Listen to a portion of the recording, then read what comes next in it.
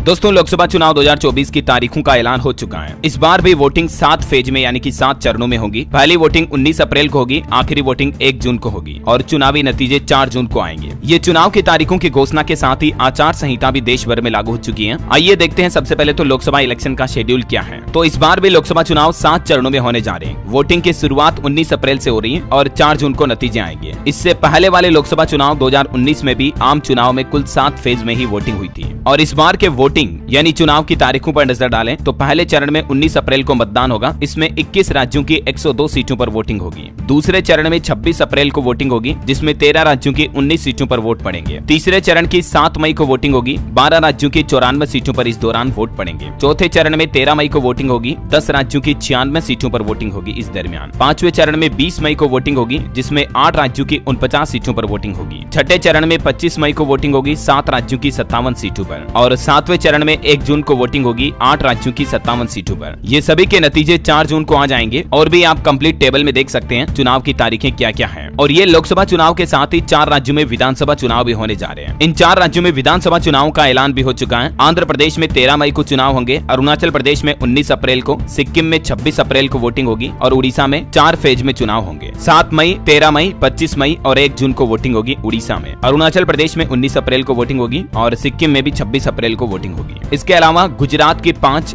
UP की 4, हरियाणा, बिहार, झारखंड, महाराष्ट्र, त्रिपुरा, पश्चिम बंगाल, तेलंगाना, राजस्थान, कर्नाटक, तमिलनाडु की एक विधानसभा सीटों पर उपचुनाव भी होगा। और सभी राज्यों की काउंटिंग भी लोकसभा चुनाव की काउंटिंग के साथ ही 4 जून को होगी। और बाकी दोस्तों, इन चुनावों के नतीजों से पहले कुछ सर्वे भी सामने आए हैं। 2024 में किसकी बन रही है सरकार, इसको लेकर ताजा ओपिनियन पोल देख लीजिए। कुछ राज्यों में बीजेपी की टेंशन बढ़ रही है, लेकिन ओवरऑल देखें तो ये टेबल में आप देख सकते हैं टाइम्स नाउ ईटी सर्वे में बीजेपी को टोटल 543 लोकसभा सीटों में से 308 से 328 सीटें मिलती दिख रही हैं। जबकि न्यूज 18 मेगा ओपिनियन पोल में अब की बार एनडीए 400 पार का नारा सच होता दिख रहा है, क्योंकि लोकसभा चुनाव की तारीखों से पहले आए इस ओपिनियन पोल में 518 में से 394 सीटें एनडीए के खाते में जाती नजर आ रही हैं। जबकि इंडी गठबंधन केवल 97 सीटों पर सिमट सकता है और अदर के खाते में 27 सीटें जा सकती हैं। है ना। तो दोस्तों, उम्मीद है ये लोकसभा इलेक्शन डेट्स को लेकर लेटेस्ट ब्रेकिंग न्यूज अपडेट आपको जरूर जानने मिला होगा। ऐसे ही पल पल की खबरों से अपडेट रहने के लिए इस वीडियो को लाइक और शेयर जरूर करना। जय हिंद, जय भारत, वंदे मातरम।